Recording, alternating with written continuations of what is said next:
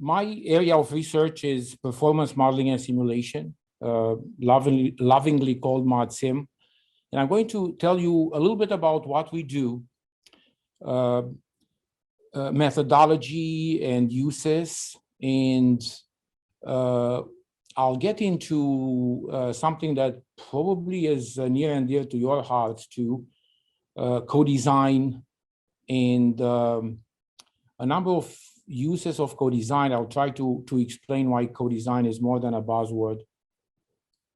And then I'll, as quickly as possible, move into the brave new world of machine learning and artificial intelligence, and why this actually may make a qualitative difference. And then I'll end with something that actually Kevin and I worked together in trying to apply a concept that I call dynamic modeling to the problem of creating a new generation of digital twins, and possibly even integrate optimization, control, mitigation, and other important metrics of success for an accelerator. So this is an obligatory slide, and it is important though. Brookhaven lab by data numbers. We have a lot of data, and data that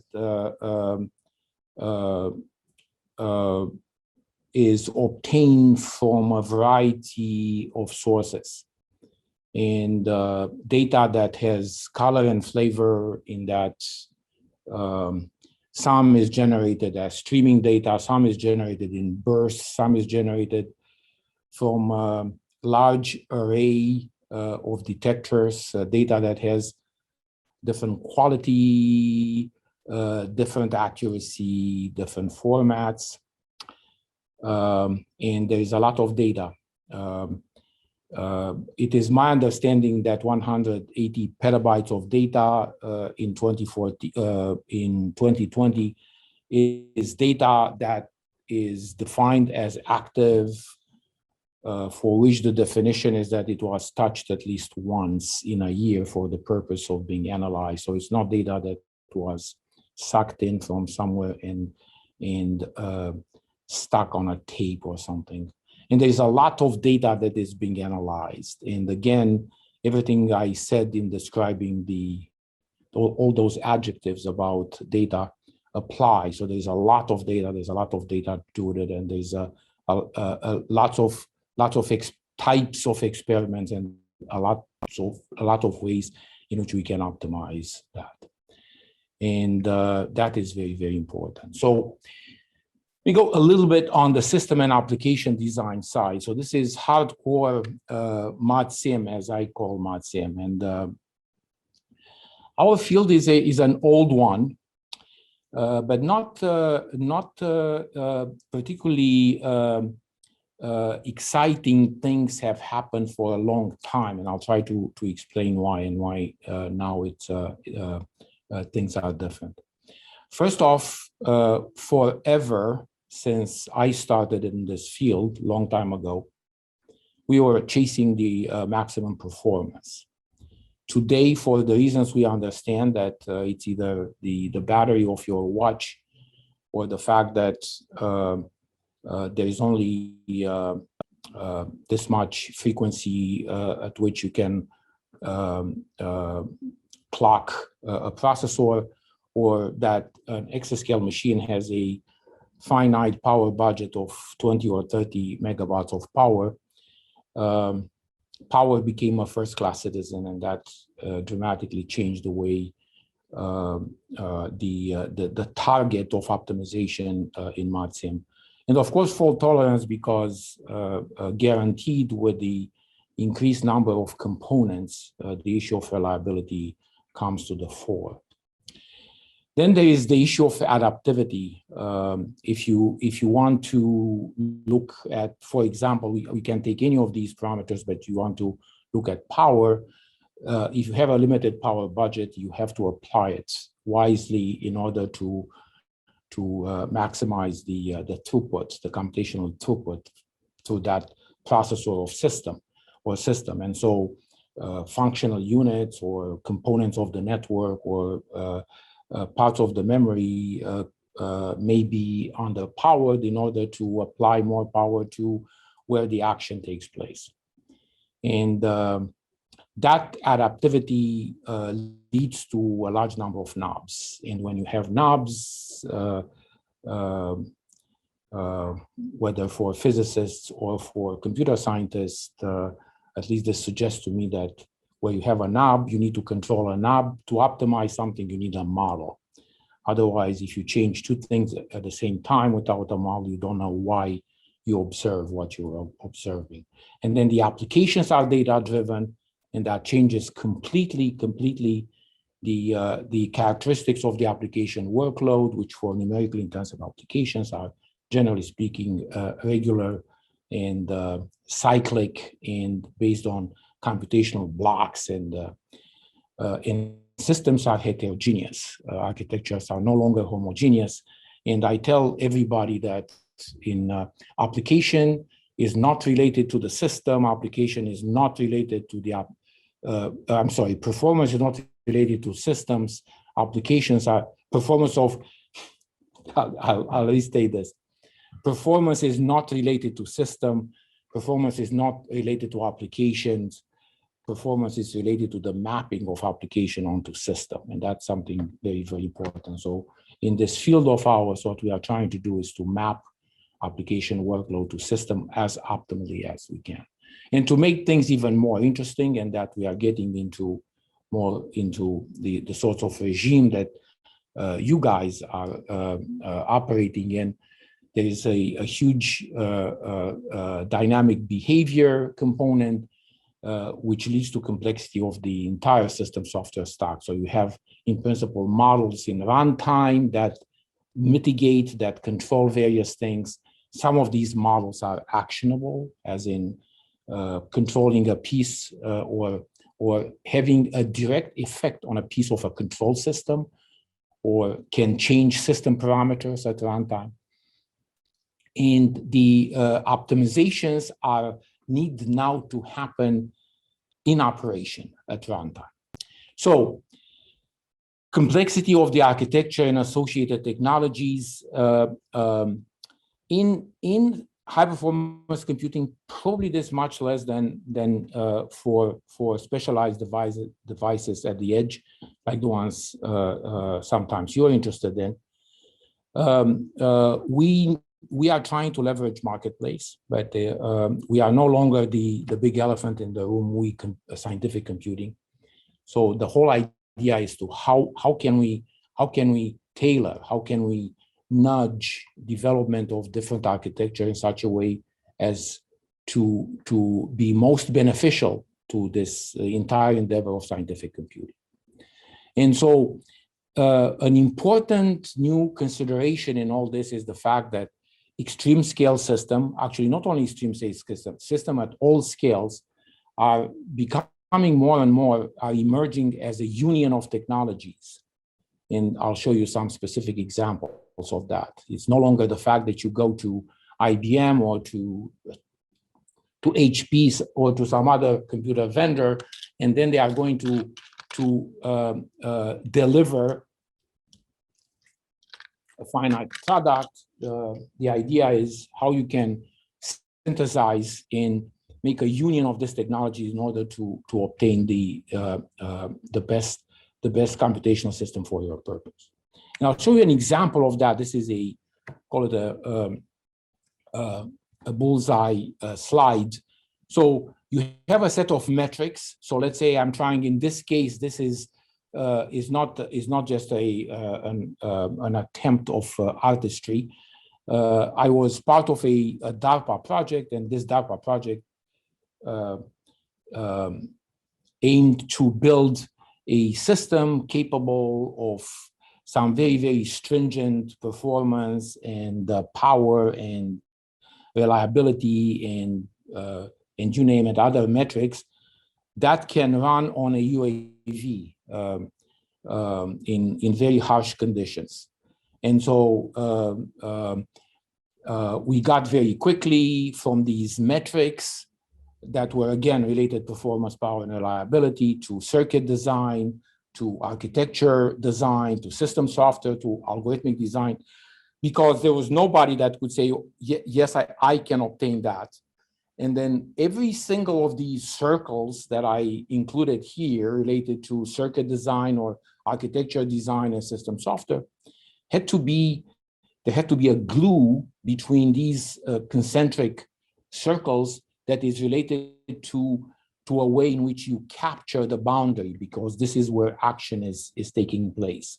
And you can do that to experiment, or you can do that through emulation, simulation, or analytical modeling of some kinds. But things are even much more complicated than that, because within each of those circles, there wasn't only, architecture design, but you had to deal with functional units, you had to do with register files, you had to deal with pipelining, you had to do with memories and very stringent constraints on the memory, had to do with compute cores, and so on and so forth.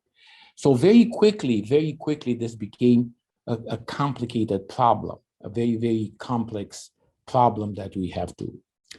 And so modeling is, or ModSim is called to capture all these multiple boundaries. And I'll try to go to a number of examples and get to the state we are now, where possibly dynamic effects take precedence and life is even more complicated but more exciting at the same time. So I know this is a difficult statement to make to the accelerator physicists, that probably you are convinced that the most complex system on the face of the earth is the one that you are interested in, an accelerator. But I will try to, I will not go to deep arguments about that, but I think that provably systems at scale, such as the ones I described on this slide, if they are not the most complex, I'll give you that, of all the system on the face of the earth, they are at least as challenging and complex as that of the physical systems that is running on them. And this is something that I think is provable. And when you go into solving a physical problem, you're trying to solve the Boltzmann equation, you have a method to that. You have a method to that. You have numerical methods, you have intuition, you have heuristics, you have experiments, and this is how physicists did that all the time. In our field in computing, building these systems that not only are as complex as that of the physical system that's running on them, but they also cost a lot of money, almost as much money as an accelerator, or thereabouts. The way in which they were built were on a hope and a prayer. So there was a lot of experimentation and a lot of granted engineering intuition, but by and large, we didn't know what we were getting into it. So there is also this space of ModSim is multidimensional in a number of other ways, because you have a technology maturity. As I said, we are no longer the big elephant in the room. And so we have to intercept various technology trajectory early on from concepts or even from devices. And then try to guide that. So working with the material scientist, and then you go from concepts to design to prototypes, and then once it's on a shelf, this is no longer the domain of ModSim, but it's something that is, you can say, a mission accomplished type of things. And then there are just like in physics endeavors, you have different methodologies to attack this problem. one of which is modeling and simulation, but there are also experimental things and others. And so the vision is that of ubiquitous modeling, because everything, in order to, it's a multi-objective optimization problem, very nonlinear in many of these dimensions, if not all of these dimensions. And because there used to be no tools of the trade, the intuition or the push was to oversimplify it. People, for God's sakes, people buy exascale machines, or machines at that scale, based on a lin-pack run. And so they take this multidimensional space and they project it down to a single point. And that point is also useless because it refers to the performance of inverting a dense matrix at that scale, which if you had a linear system of equations at that scale, you wouldn't use direct methods to do to begin with, because you don't have the time in the world to do that. So you would use multipole or something like that. So the vision is ubiquitous modeling, performance, power, and reliability triad. It's a bag of tool approach. It's a life cycle coverage, and I'll talk a little bit about that. And then enter the all-important concept of co-design, because modeling needs to be applied to negotiate trade-offs. As I said, you have knobs, and you have all those boundaries, such as in the bullseye, that have to be captured. They have to be captured, and then you have to make sure that the system software working with the low level of the architecture delivers the best performance that it can. And then now the concept of dynamic modeling, because the composition of the workload, the application workload, what's happening in a workload cannot be predicted statically in advance. You don't know how the data is going to come out from the experiment, if you wish. You don't know what is the data pattern, for example, or what is the composition of the workload if you have an irregular application from mesh refinement.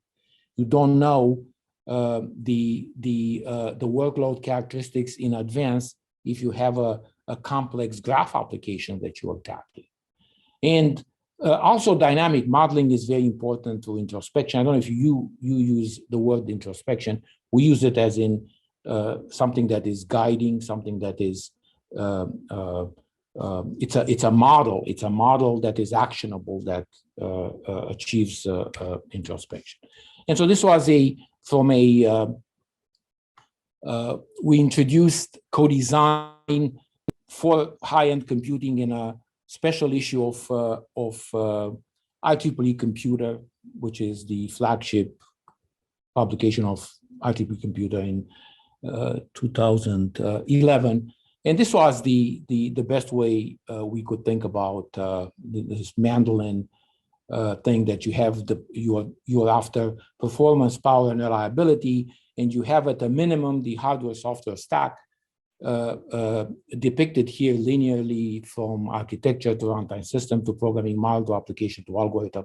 And in order to do co-design, you touch different chords, and we came up with different rules to do that. So what is a performance model? This is a cartoon about that.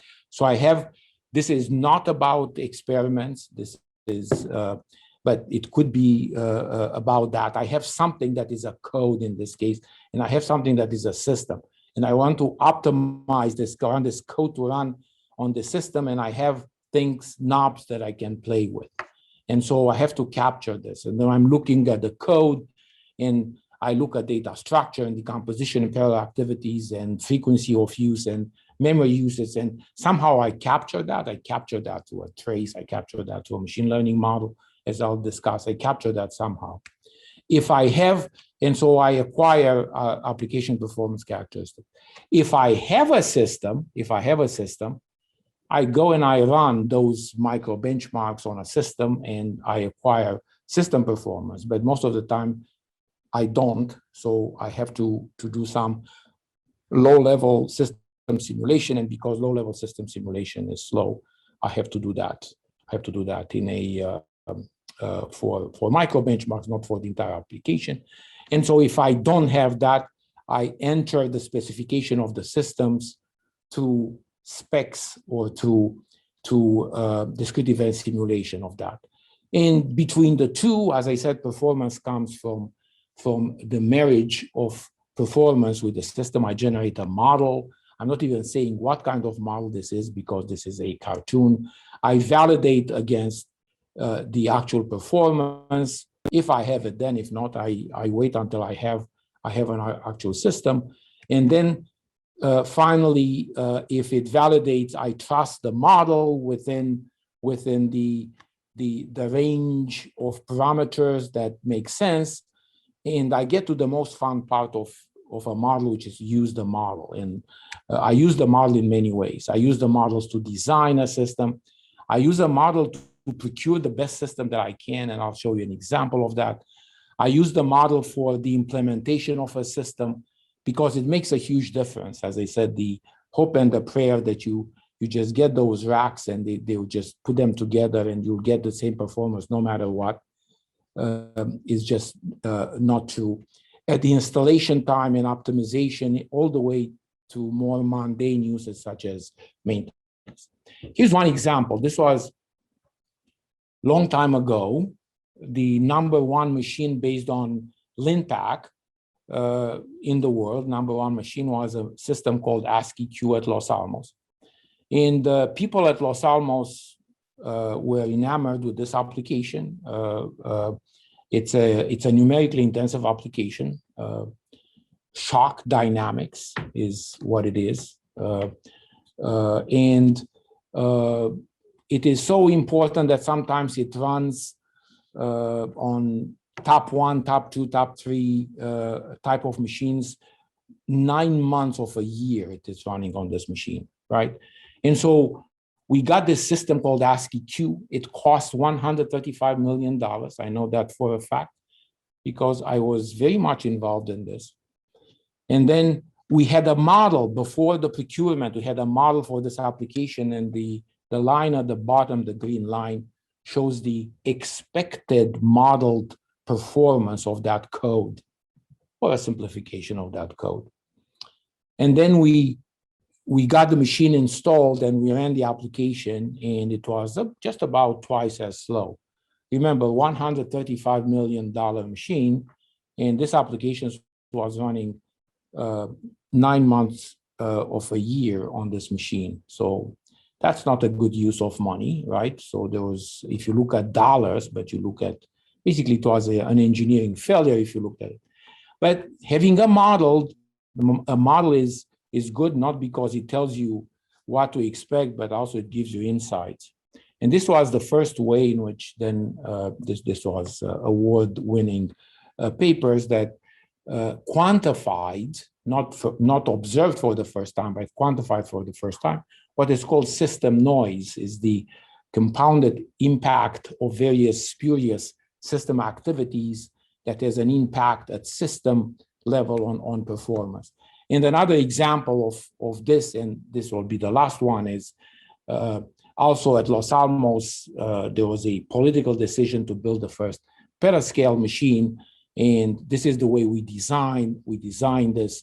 What we see on this picture is another important application for Los Alamos called SN Transport, and various acceleration devices in that legend on the upper left corner of the figure. When you see at the bottom AD equals 128 PE, there was a machine at that time, a system at that time coming from the UK called Clear Speed, I guess, and it had 128 acceleration devices. And it's a very, very long story, but in this way, we design a Roadrunner, the first exascale machine, and also the first truly hybrid system architecture ever, using the cell processor that came from gaming.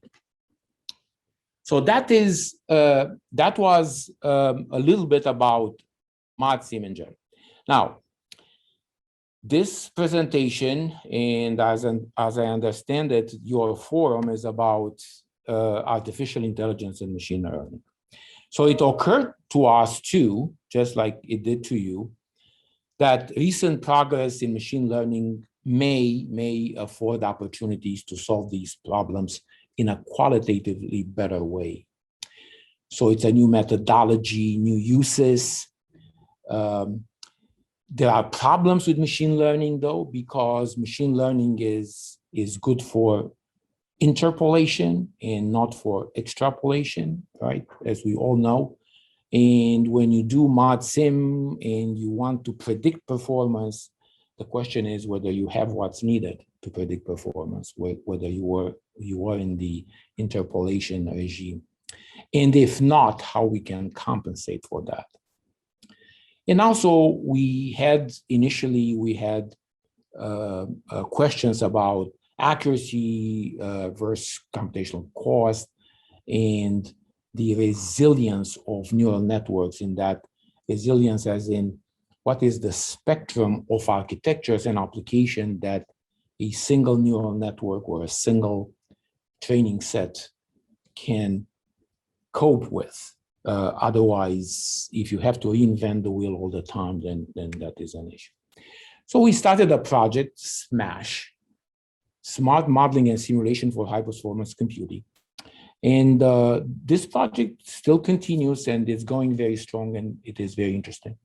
So what we said is, well,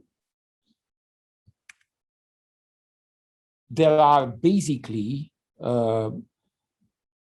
three ways at the moment. Before machine learning, there were three general categories of methodologies in ModSim.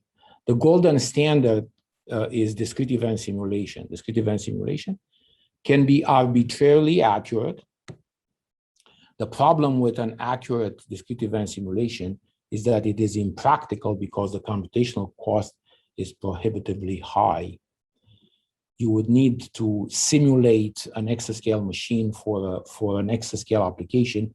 You need probably 100 exascale exaflops machine and all the time in the world to do it. So as a result, people cut corners and there are cross sections of how this is done.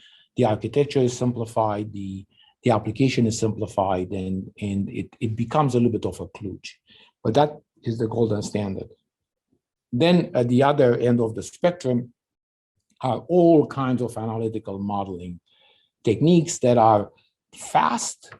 They could be accurate, but they are not always accurate.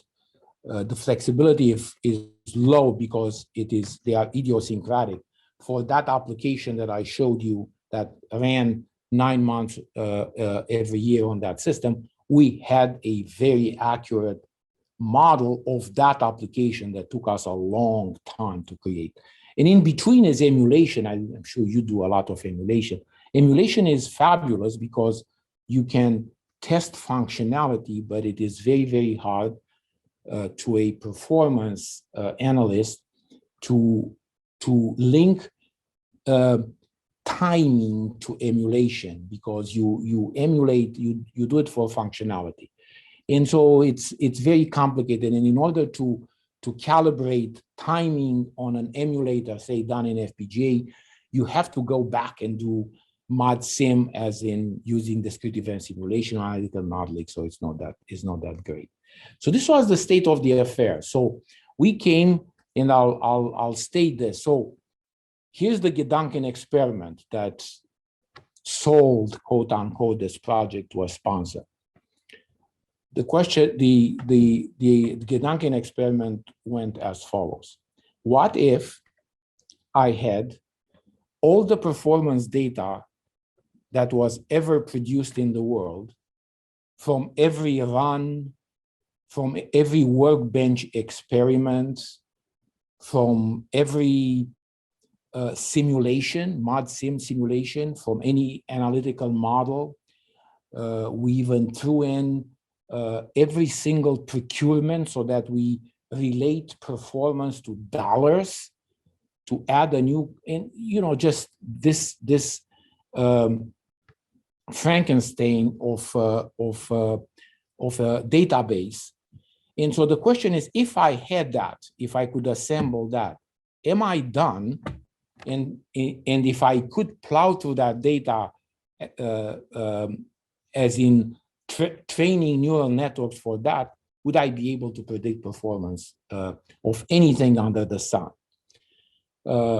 So anyway, this was a Gedanken experiment, and we started to chip away at that to see what we can make out of this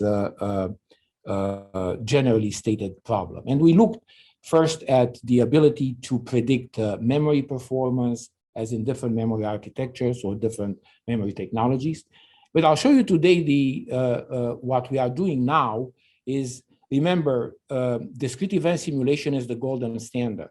For example, GEM5 that I'm listing here, GEM5 is a simulator, a computer architecture simulator that is in very, very high use, very high quality. It has models of a myriad of computer architectures.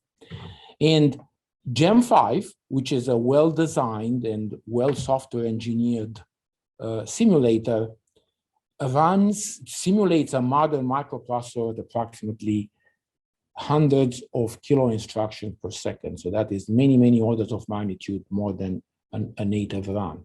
So this is why I said that discrete event simulation is not practical for realistic architecture and workloads.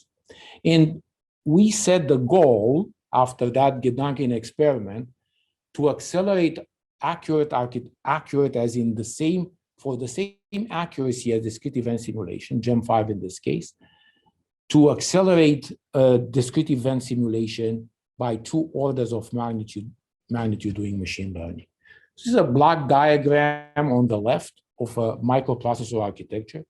And the initial intuition was, well, why is discrete event simulation slow? It is because for a given application, let's say the green box is the bottleneck. So the green box could be the memory, or it could be a functional unit, or it could be something else in there. So if that's the case, we are going to go and replace the actual architectural description of that device with a machine learning model. And we are going to, in this way, we are going to alleviate the bottleneck, and we are going to accelerate discrete event simulation. So this was easier said than done, because we got into practically the impossible task of matching machine learning models, interface them with discrete event simulation models, library of architecture, and things like that. So clearly it became quickly evident that that is not the way to go. And so we went directly to the lofty goal of replacing discrete event simulation with machine learning. So the box to the left is now replaced by a generic gray box, in which we are creating an instruction architecture that we want to simulate. We have a machine learning processor timing models. And so the beauty of machine learning is that this approach incorporates timing-related details into a mathematical model, into machine learning models, but ignores timing-irrelevant details that would otherwise emerge from discrete event simulation. And we use, this is the big problem, is we have a window on the instruction that we are simulating. And the question was how to deal with the context instruction, because evidently the instruction that's being simulated depends on previous and future instruction. And so in addition to having to create an instruction architecture that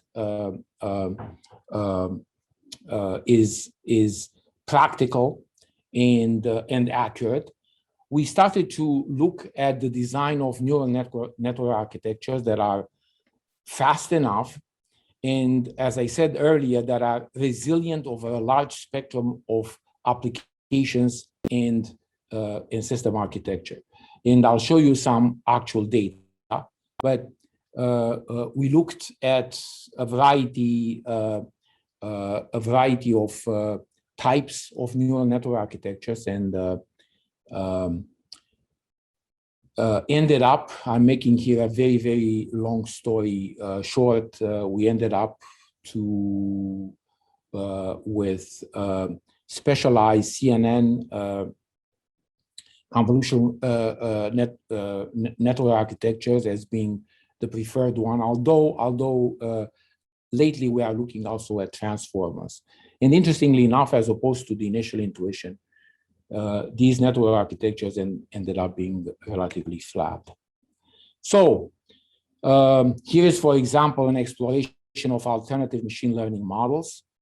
The top one is the CNN model. I'll point you to the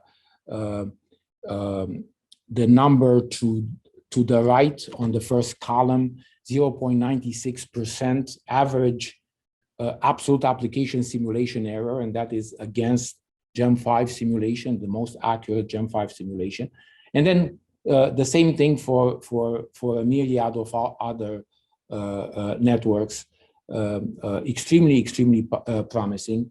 Also with a very, very significant reduction in the runtime of the application. The paper that described that, and also the fact that you know, when you do modeling, it will not be satisfactory to end up with a number, which is the runtime of the application. The most important thing that you obtain from models, whether in physics or in computer science, is insight.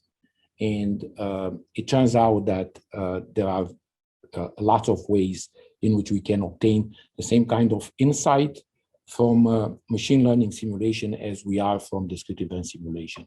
And this is an example of a code on the right side, the actual the evolution of a code, the runtime of a code.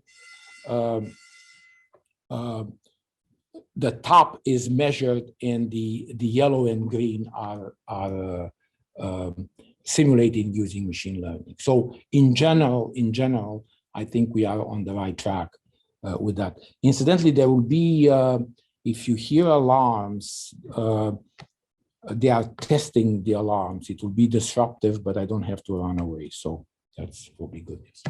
So let's make another step forward towards looking at, I don't know, modeling accelerators, or close to that. Let's try to analyze what we can do towards capturing dynamic effects. So, for example, I'm on a cloud, and this cloud has a bunch of clusters, and these clusters have a bunch of CPUs and GPUs. So the question is how to automatically map a numerical algorithm onto the available hardware resources. So we want to propose a method which learns to optimize device placement for training and inference that takes into account information from the environment by performing a series of experiments, and then understands which part of the computational graph has to be mapped where. So it's a combinatorial problem, no kidding. And so I have N operation and D devices. So I have D to the N possible mapping. So this is a very, very complex problem. And I am impressed by a paper by a Google researcher in ICLR 2018. And the input, so she came up with a very, very interesting policy network. She uses a sequence-to-sequence model and a context-based attention mechanism to predict the placement. Input is description of the computational graph. Outputs are these groups and devices, and I'm not going to go to it in interest of time. And for that framework, and using machine translation as an example application, they discovered that the placement using machine learning is 60%, leads to 60% faster runtime compared to the manual placement. And so if you take the smartest programmer in the world that would spend an inordinate amount of time to optimize this application, which we do all the time for the workload that runs, 9 months of a year on a machine, using this approach allows you to do that significantly faster. So is this a dynamic situation? So the answer is no, it is not. And this is what made me think about the next steps in this important endeavor. It is not dynamic because every time I run any of these networks, the training set is augmented. But the placement is done at the beginning of the computation, because these are, say, production runs of these neural networks on the Google Cloud that are used to solve specific designs or the specific engineering problem that they are analyzing. And so the question is, why not? Why not? Why is the reason that we cannot train the network and do the placements simultaneously? And this is one way where we are getting to this idea of dynamic co-design of hardware and software that I want to show you a little bit about it in the last few minutes of this. So how can we design a system that allows us to optimize this dynamical system at runtime, not statically, because I do not have the application, I do not have the information statically.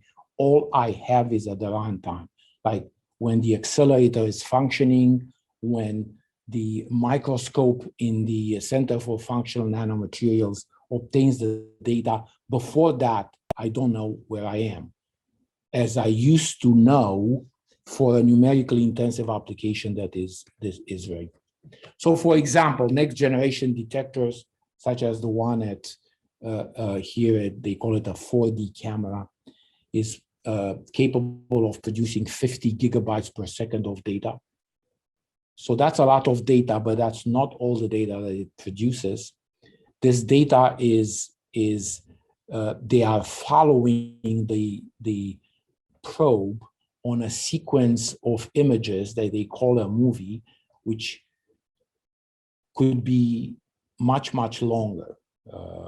Depending on the microscopist that we ask, could be 20 seconds or even could be 10 minutes. So this is a lot of data. And why is this important? Is that I need to process these 50 gigabytes per second of data quickly, extract insight, and rapidly incorporate that through a feedback loop early enough, close to real time, so as to be able to refocus the instrument. And there are diverse operating modes, streams or bursts or heterogeneous detectors in these experiments, not for the 4D camera, but throughout the Brookhaven experimental landscape. So this is the I'll include that in the slides to see that this is not only modeling. Actually, we are trying to capture this kind of data. We are trying to do these models and these new concepts and these new methodologies on actual test beds that capture actual data from experiments. In this case, where we are here in building 725 in the computational science building, we would like to suck in data from the cryo-EM experiments, data from CFN, and use these as test beds where we are perfecting these machine learning-based methodologies to allow us to optimize these complex workflows. And high throughput design requires hardware software co-design, because it goes all the way from the edge computing. This is the computing that's happening on the detector. I know that Kevin and I as indicated, as evident from when we wrote a proposal together. We define edge as different, but to me, it's some experimental hardware that is on the detector. There are all kinds of storage, intermediate and large-scale storage, networking, computing system, GPUs, and all of these have to be close coordinated for optimal performance, and there are lots of parts to coordinate, and for that you need a model. And you need a model, and you need to shave off all the latency, because many of these things require real time. Not all of them, but many do require real time. And then you have the issue of analysis that sometimes simple tasks such as denoising or image processing, sometimes you have to do machine learning workloads. And if you have to do analysis by machine learning, the question is, as in the device placement problem, that situation that I showed you a little bit earlier, why not use the same neural network that you use for analysis in order to do the control and introspection of this? So dynamic approaches are needed. Different parts of an experiment call for separate, different ways, image settings, sometimes different experiments coexist in that. Algorithmic setting changes, for example, different parts of experiment require different accuracy. These are mitigations. These are that cannot be done without a model that allows you to do that dynamically, because otherwise you don't have the temporal component in that is sufficiently fast to allow you to do that within the time required. So we want a methodology for dynamic co-design, ability to find new placement or mappings on the fly. Remember, performance doesn't come from the system or the application, it comes from the mapping. The problem is that I cannot do the mapping statically using discrete event simulation or something else. I have to do it on the fly. I have to do it from collecting data, and I have to do it from using a model that is machine learning, and that is all tied into the analysis methodologies that I'm using. So co-design is no longer a static mapping of hardware into software, but a dynamic data-driven process. And that is vital for the dominant data-driven workloads at Brookhaven, but also even for numerically intensive application, given the fact that they are more and more irregular. And to complete this virtuous circle, there are many feedback loops that are allowing to do what's called around here optimal design of experiment. In other words, to make to this model, to this dynamic model, to make all the decisions, including to an introspective runtime system that allows you to control and operate your experiment or your accelerators in the best way possible.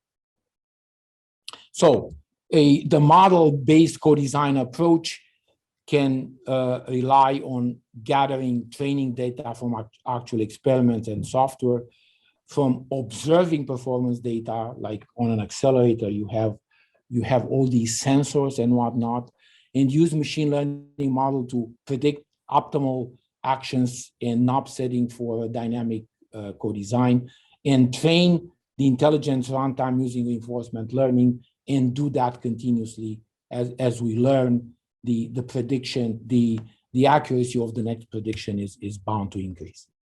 Adolfy, yes. Sorry, it's just Kevin. I want to apologize to people that we're at 2:30. We got started a little late. Do you have many more slides left? I have two more slides.